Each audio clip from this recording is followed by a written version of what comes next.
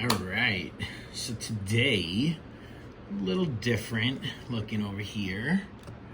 We're gonna do a little bit of showing off my outdoor figs, which I don't do very often.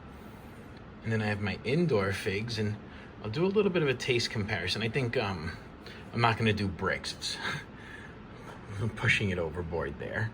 And it's not fair for my outdoor figs because I usually have to pick them a little bit sooner than I would pick the indoor figs, for sure, because of the squirrel and birds and all that stuff. And I'm not picking them under ripe. They are what I call minimally acceptable ripeness, where there's no sap coming off when you pick it from the stem. There's no sap coming.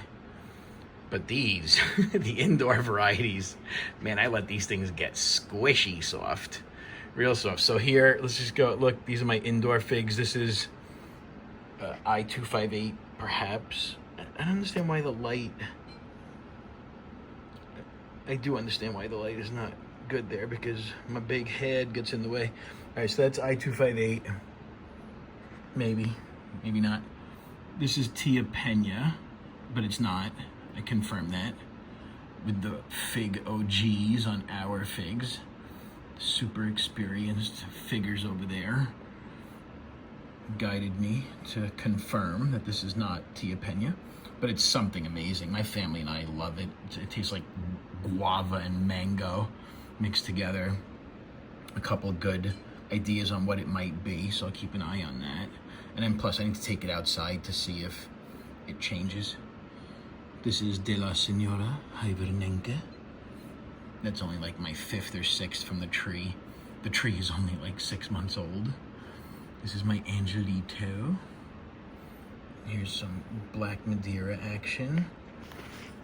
Usually it looks a little different than this on the inside. I don't know why, but maybe this one's a little bit off. I'm not sure. And then let's shift over here. This is Slidell Dark. Thank you for teaching me how to say that.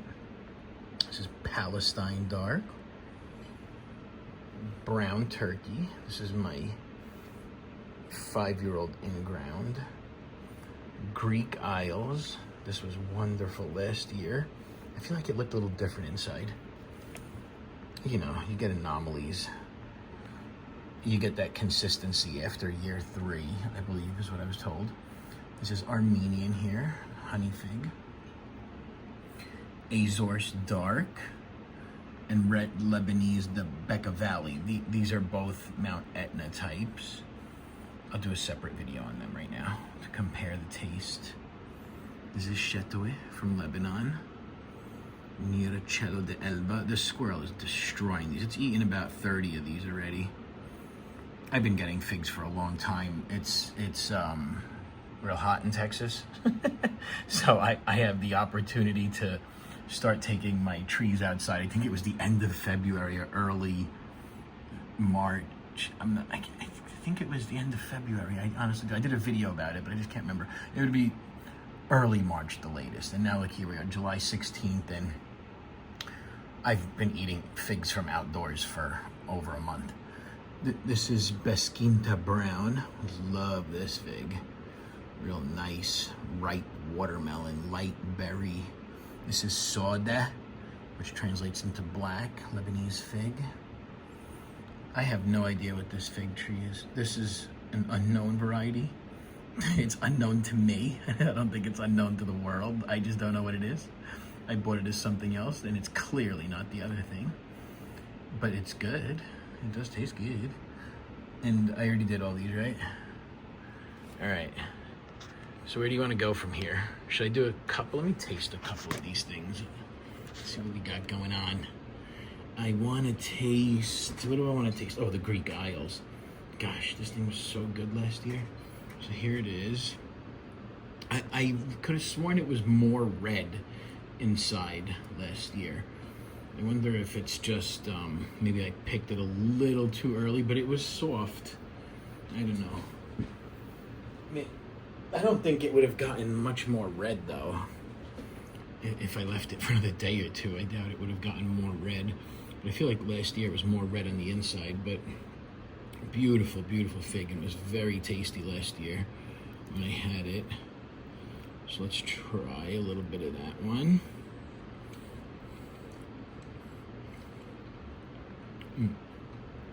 Yeah, it is really good. I liked it more last year from what I remember. I think maybe, you know, they've been getting a lot of water, the trees too, so it's a little watered down. That's another thing with my outdoor figs is with the heat, the way it is here, I have to water these things so much. Like this Armenian is full of water. A lot of them are. Ooh, shut the way. Let me try that one. I did pick this one a little too early, but look how beautiful anyway. I was just excited. It's a late season fig. I don't know how I'm getting it so early. Well, I do know how, because I'm in Texas. It gets hot here fast. It's a beautiful fig. Shut the way. Let me just go ahead and eat a little bit of that.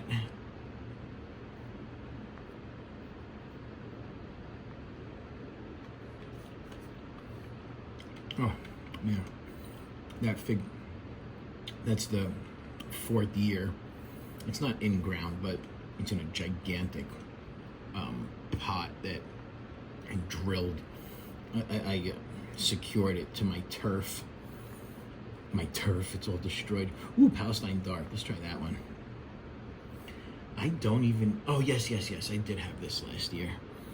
It was the first year, though, so... This is Palestine Dark. Let's see what we got going on over here. Very yummy looking. If you're wondering why I'm cutting all these, because this is what I do every day. I prepare our daily figs for my family and I. And I don't usually do videos of it, but today I am, and so therefore I should try some, right? And I gotta still save some for my family because they get really excited. They ask me what variety. It's so cute. Oh, wow. Oh, that's the winner so far. Palestine Dark. But you know, it's probably because it's the most ripe one out of all of them. Squirrel let me get that one ripe. Oh, let's try Slidell Dark. This is what I'm excited about. This is pretty ripe over here. Here, let me bring all 3 of them into view. So this is my 2nd year Slidell Dark. And I've been saying Slidell Dark forever. Somebody told me the right way to pronounce it in one of my previous videos. So here's this one. It's supposed to be a really sweet one. Let me go right ahead and test that. You know, let me throw that on the bricks meter for a second, actually, and see what we get over there, which you're not seeing it, but it's right there. It's not far. Let me give that a little mix, because I've been told that it's a really sweet fig, and it looks sweet. This one's ripe. This one's actually a fair one to bricks. But usually it's not fair to take bricks and compare them to my indoor trees, because they're... I did one time. I mean, I must have wrapped this thing up so good. Squirrel never saw it. That was one of my LSU purples in ground, 5-year LSU purple, and that shot up above 30 on the bricks. But usually I get lower readings with these outdoors, but not today. Today, Slidell Dark 28.1. Oh yeah. Let's go right ahead and eat that. Nice outdoor fig. Wow.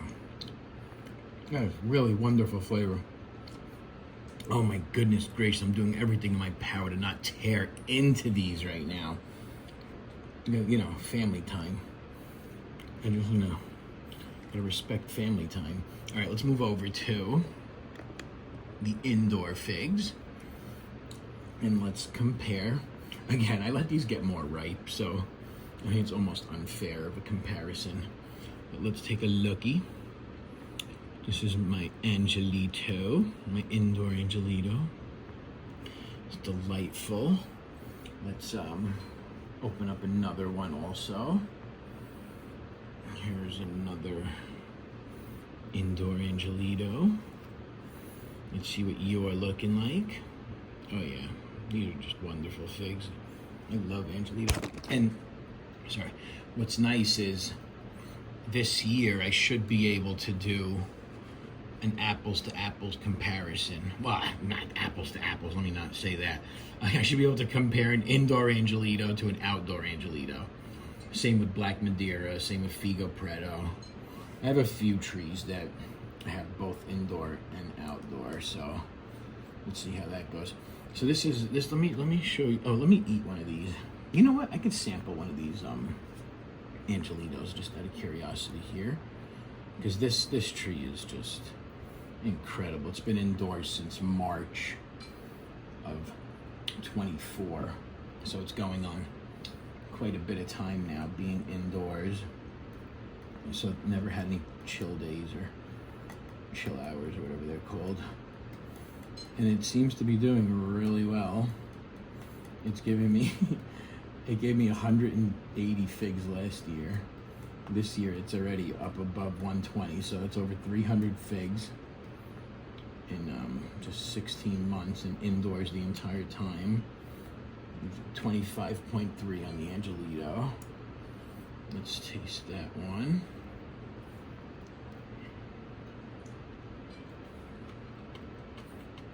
Oh my goodness, that's the winner.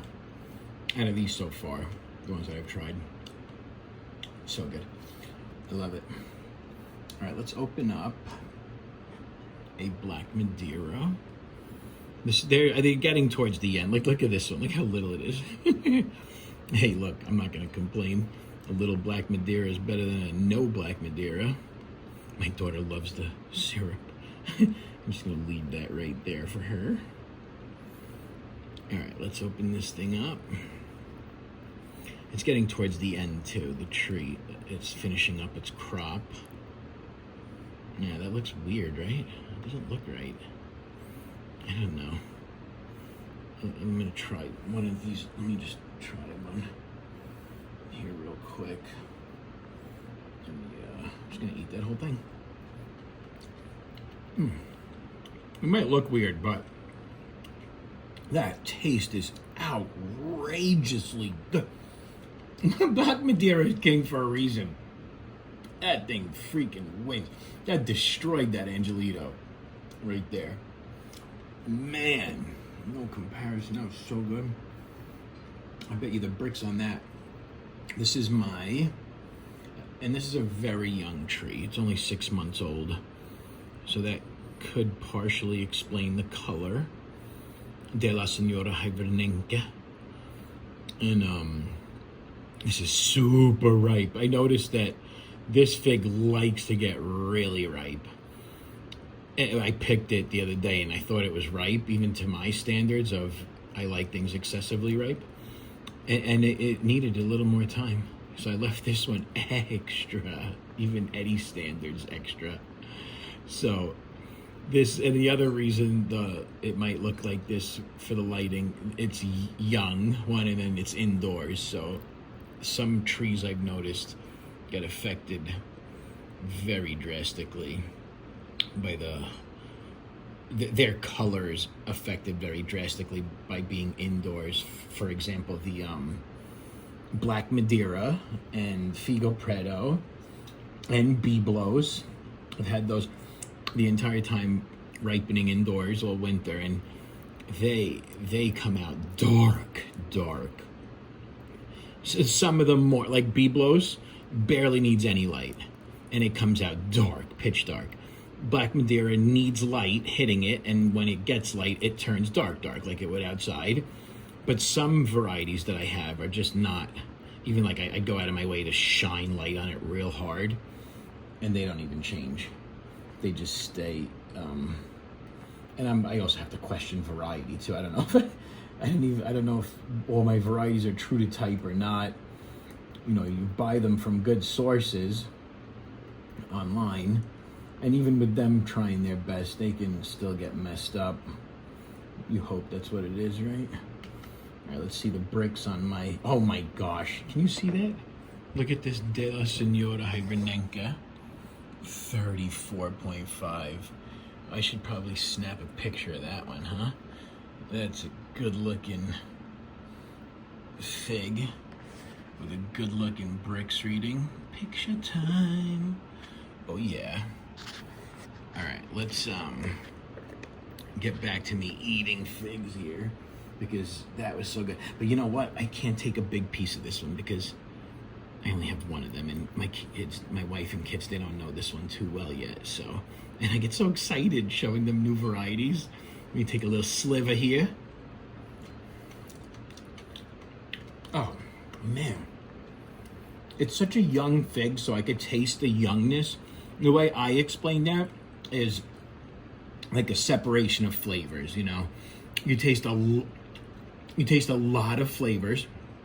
And in the case of this one, they're very strong, pronounced flavors of fig and berry and something candy-ish. And they're all really strong, but they're not balanced. They haven't found their harmony together. They don't know how to live with one another.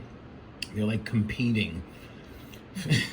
I don't know, the flavors are like competing to see which one could be stronger. But as time goes on, I noticed this in some of my other trees, as time goes on, those flavors start coming together and balancing. And every now and then, especially my second year trees, I'll still get that young flavor, but then every now and then it'll throw me one, and it's like incredibly balanced and in harmony. And it's like, hey, stick with me, because this is what I'm gonna taste like in year 3. That's what I tell myself in my head. All right, well, that's our July 16th figs. Hope you enjoyed the video. Let me know. Oh my, 17 minutes. How about that? Take care then.